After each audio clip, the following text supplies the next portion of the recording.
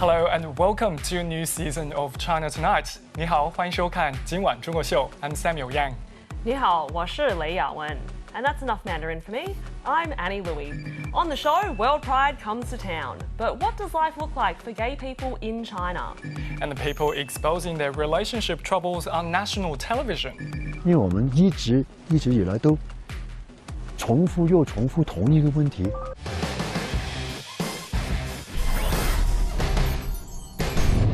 But first, what's making news? And all eyes were on Ukraine this week. It's been a year since the Russian invasion.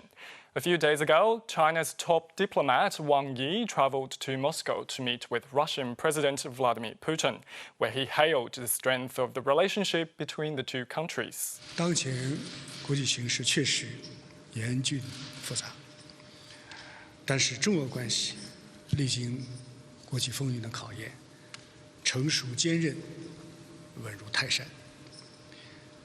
危机和乱象虽然时常出现在我们的面前，但是危中有机，危可转机。 His visit to the Russian capital came days after he met with the Ukrainian foreign minister during the Munich Security Conference.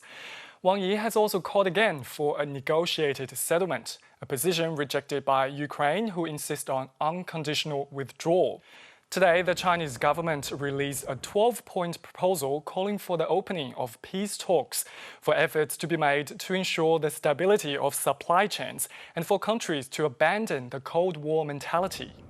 While Australia and the US are actively supporting Ukraine with military and other aid, China claims to be neutral. However, on Monday, the US Secretary of State Antony Blinken voiced concerns about China supporting arms to the Russians.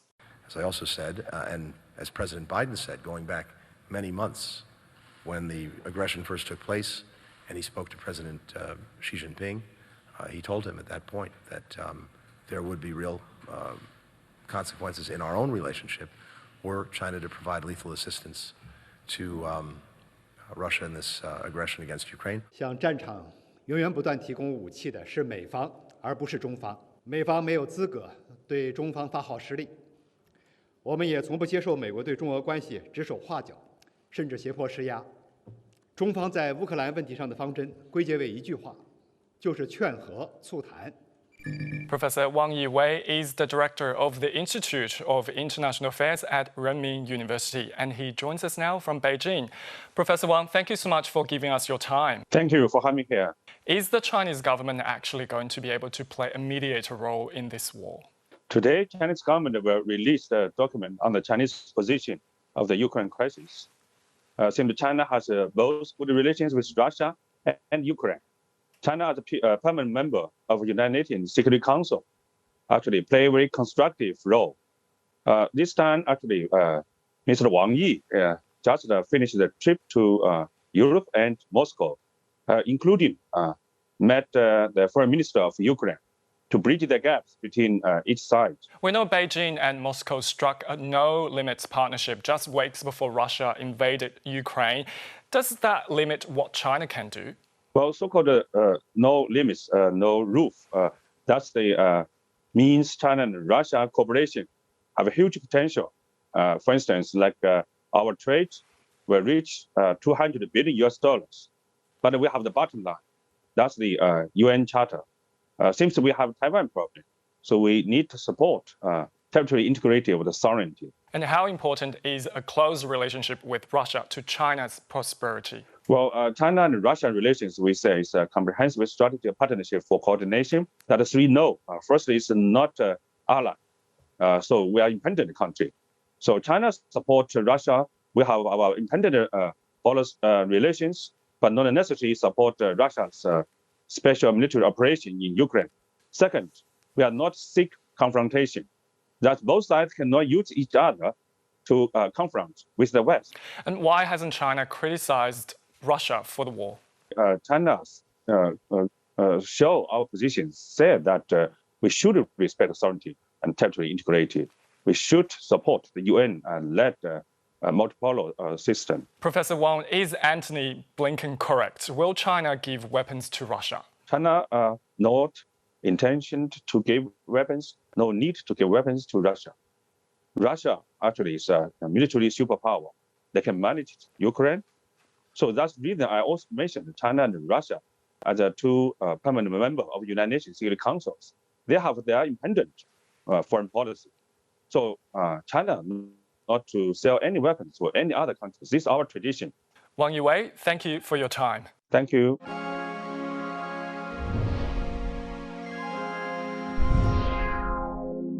Russia's invasion of Ukraine and the international response has been closely watched in Taiwan, where the desired reunification by China is seen as a threat of invasion by many on the island.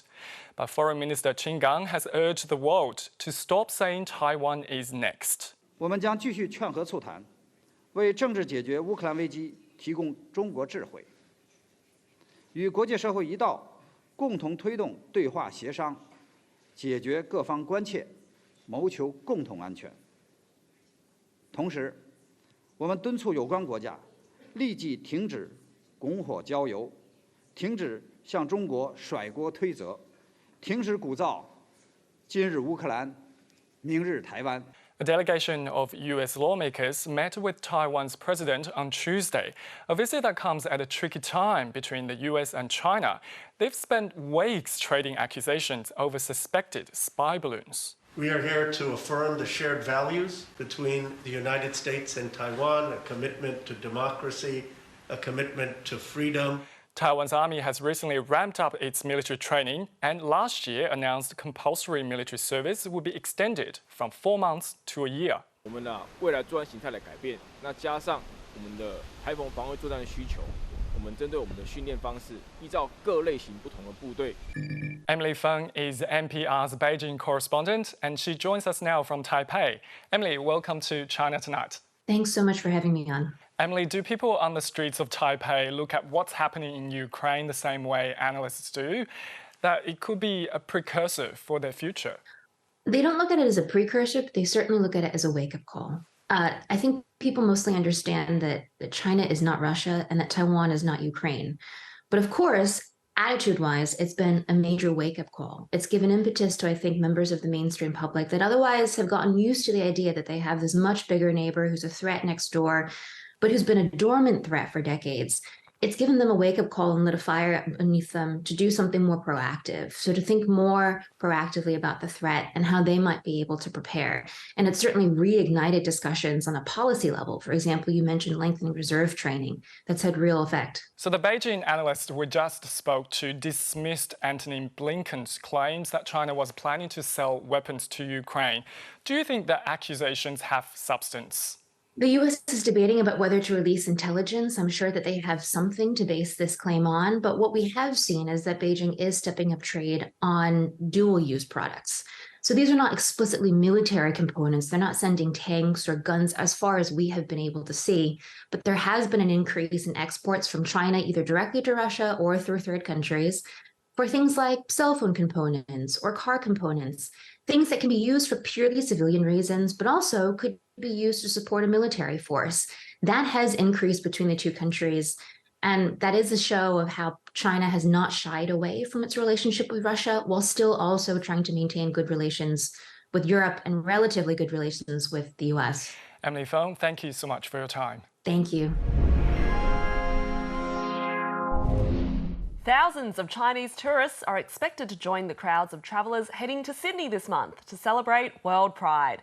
It's the first time that the world's biggest LGBTQIA+ festival has been held in the Southern Hemisphere, but it certainly won't be the last. Tune in next year for World Pride Antarctica. Those same-sex attracted penguins sure know how to party. In addition to being a moment of celebration for the queer community, it's also an opportunity to shine a light on human rights issues. Homosexuality was decriminalised in China in 1997, but coming out still has unique challenges. Yes, indeed. While sexual minorities might anecdotally be more accepted, especially in the big cities, the last few years have seen authorities censor issues affecting the community. In 2020, the biggest Pride event in the country held in Shanghai was shut down. I spoke to a few Chinese people living in Australia about their coming out experiences. The story was shot by Adam Wyatt and Jeff Kemp and edited by Isabel Laurent. Hello, I'm Alan. My pronouns are they, them. I'm a queer and non-binary people.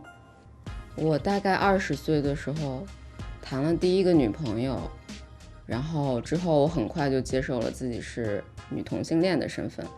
就是有一次我在和我妈妈打电话的时候，就当时在流行一个政治光谱测试，那个问题是你认为同性恋伴侣应该享有和异性恋伴侣一样的权利吗？大概2000 years later， 我妈说你是同性恋吗？我当下就回答说对啊。然后我妈妈就说她不想跟我说话了，她要把电话给挂了。然后她就给我发的信息说对不起，我不能给你无条件的爱，此生母女缘分至此。就整个人就非常崩溃。我的 identity， 我的性取向还是没办法和我妈妈讲的。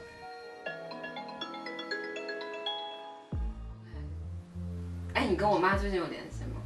因为之前不知道自己可以不做女孩，所以自己在想方设法的让自己变成一个社会上所期待的一个女性形象，但是我自己又做不到。自从我自我认同为非二元性别以后，我就觉得非常的自由。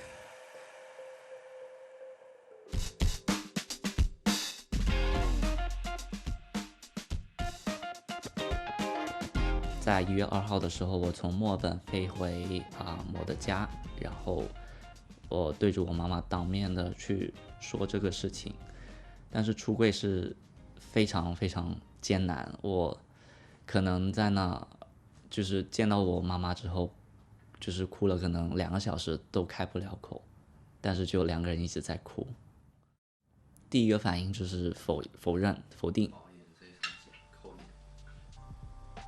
尤其是我的妈妈放进柜子里了，因为我会听到也看到她跟亲戚朋友会说儿子并不是有什么问题，他只是还在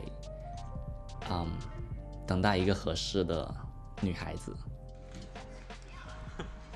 就是作为一名中国长大的男同性恋者，面临的问题很多是来源于家庭和中国传统观念上的所谓不孝为三，无后为大，就是说你没有后代的话，你就是对父母不孝敬；你没有后代的话，或者不结婚的话，就是对你整个家族蒙羞。我跟我男朋友在一起现在是第5年了，同性恋者他们会以一种室友的关系存在。然后来以这种关系来表现给他们的家长看。I just feel tired and bad that I have to make up things and lie to my mom. 然后我们当时也是有演戏演了一段时间，但是最后我妈妈发现之后，她非常伤痛欲绝。然后我的妈妈现在还没有接受我，但是我还是很希望她能接受我了。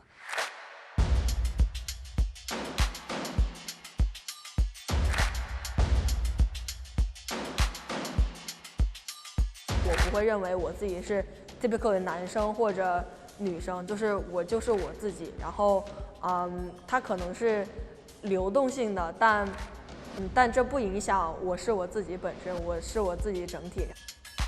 从一开始的我只是喜欢酷、喜欢帅的东西，是因为那个时候我不太能接受女性化的身体。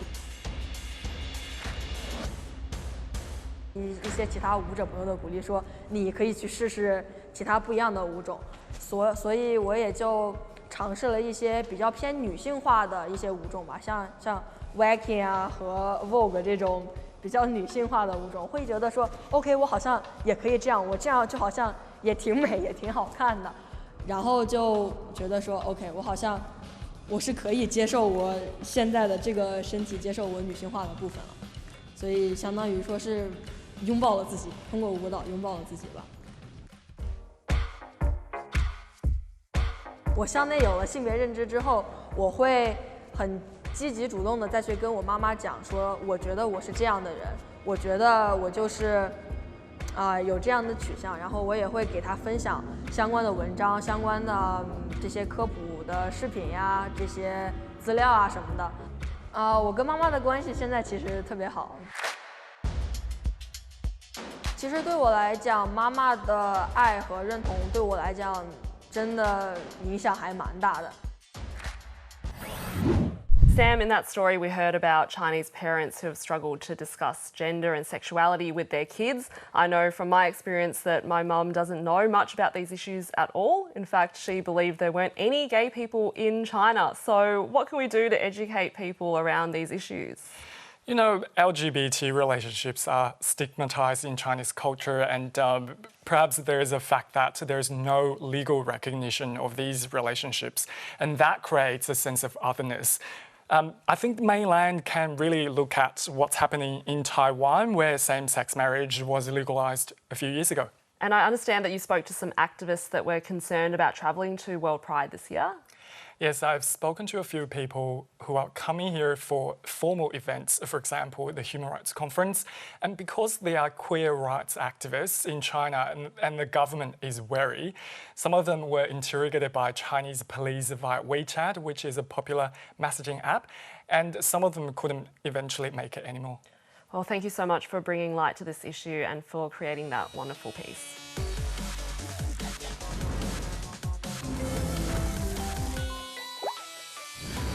Now for what's trending on social media platforms in China, and it seems everyone was talking about these black and white balls of fluff this week. Oh, ew! What is that? That's sick. Is that some kind of rat or pig?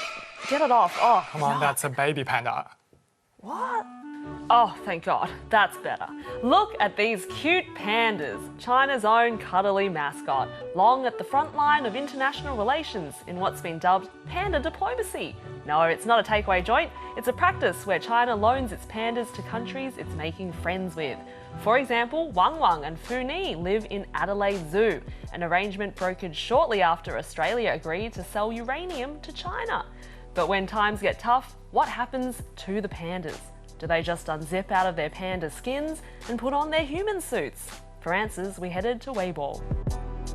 This is Shang Shang, a 5-year-old born in Tokyo. Now she's at her prime reproductive age, and Beijing has asked for her back, which may or may not have anything to do with increased tensions between Japan and China.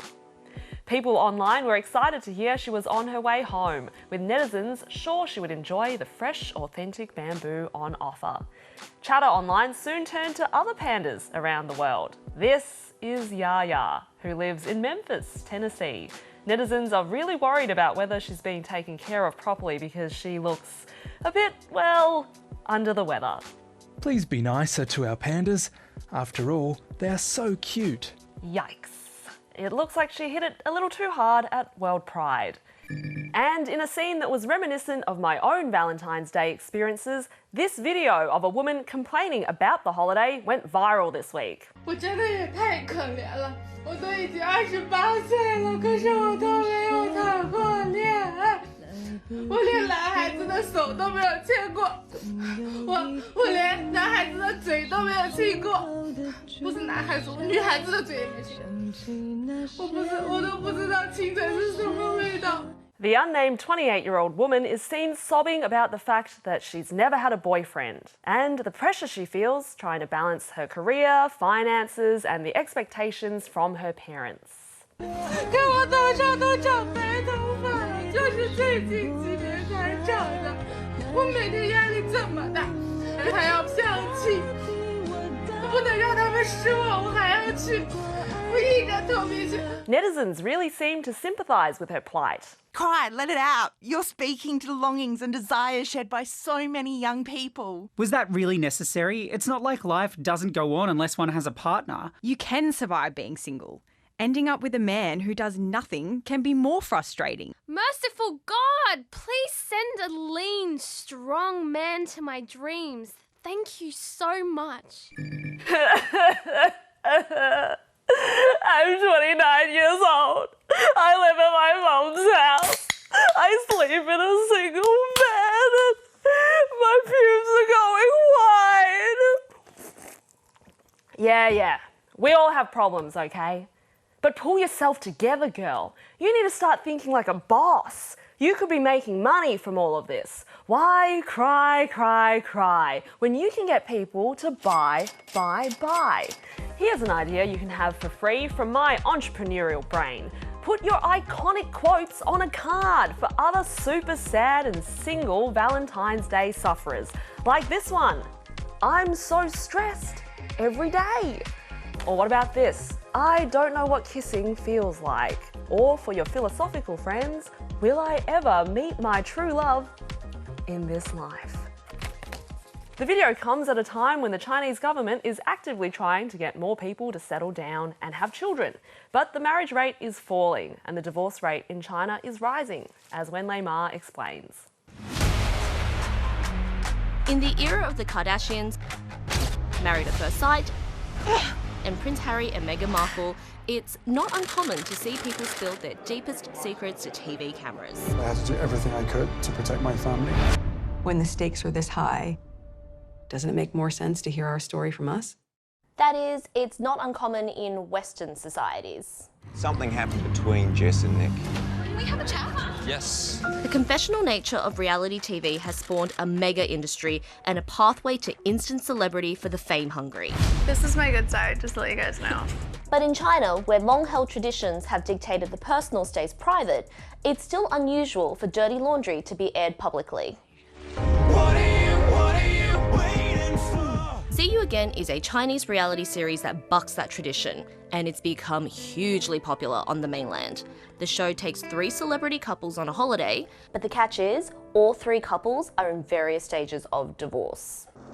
无论你们曾经对婚姻抱有怎样的疑问，在接下来的18天里，我们都希望你们6位一起去尽情地探索、感受和发现。在旅途结束的时候，你们将会做出是否还要继续在一起的最终抉择。Pretty explosive viewing. In one case, actor Yiwei speaks openly about how his wife's addiction drove them apart. 因为我们一直以来都重复又重复同一个问题。 The show's popularity comes at a time when divorce has been on the rise in China. 2.7 million divorces were registered in 2010, a number that jumped to 4.9 million in 2019, a 75% increase. Pandemic-related obstacles have arrested this trend, but it still has the government worried. They've been promoting traditional family values and have implemented a cooling-off period requiring couples to wait 30 days before a divorce can be finalised. I think Chinese society is one of the cases where the family as a social structure is being seen as particularly important. In the Chinese context, there are even more explicit references linking the family as a social structure and broader social structures of governance. These social structures are integral to life in the country, even helping to keep the economy running. The general social policy in China and can be referred to as the so-called familialistic, which means that the government relies on family as care providers, as child rearers, as caregiver to the elderly. So the government policy has in the past decade been using the family without actually providing appropriate support.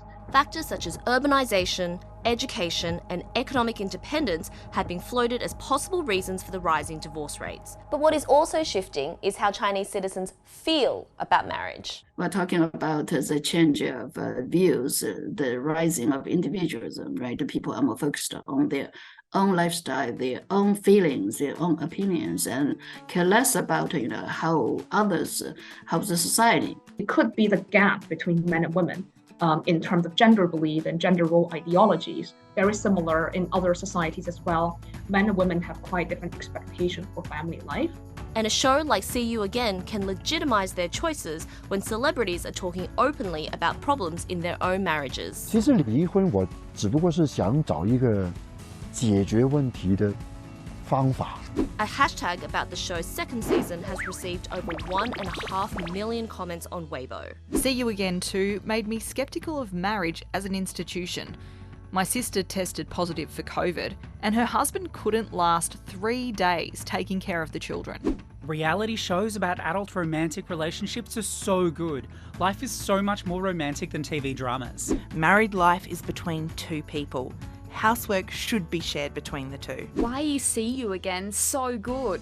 They frequently mention how relatable the problems expressed on the show are, even when the audience isn't so comfortable talking about their own relationship challenges. Culturally, the belief is I think, it's a relationship ideal is actually based on not talking, on unspoken rules and unspoken agreements that you're expecting others to guess your mind and that kind of thing. Talking to resolve problems is modernized and acquired skills and requires pretty high educational levels and verbal communication skills as well. So I would say in the general population, it's probably still rare, which is, I guess, one of the reasons why this TV show is so popular, because these celebrities are doing things that we're not able to do, right? They're enacting our wanted desires, but that are impossible to actualize in real life.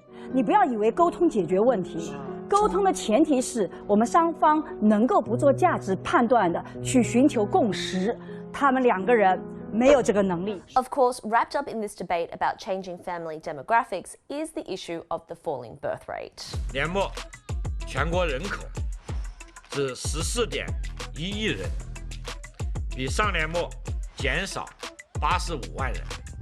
Theoretically, fewer people getting married means fewer babies being born, and fewer babies being born means fewer future workers. In response, the province of Sichuan last month changed the law so that unmarried couples can access benefits like healthcare and maternity leave. Encouraging people to have more children as attitudes towards family life are changing will be a long-term challenge. And in the meantime, See You Again is making visible a practice that was previously taboo. And it's pretty entertaining. So people are by nature gossipy. Today's family life is even more private than before, so we don't really observe. Right nowadays, most families are living in their private housing. We don't see what our neighbors are doing behind their doors. So having this prized opportunity to see how other people are fighting and bickering and in their family life, who doesn't like watching it? Yeah, and it's kind of, to a degree, it's legitimize this behavior. And also, the celebrities, to a degree, they're models to many young people. So if they do this, so, it's not an issue. Maybe, I don't know, maybe to some small group of people, they even think it's cool, right? 是因为你太不把你的另一半的感受说什么都不对，是吧？我不了解，吃不了解。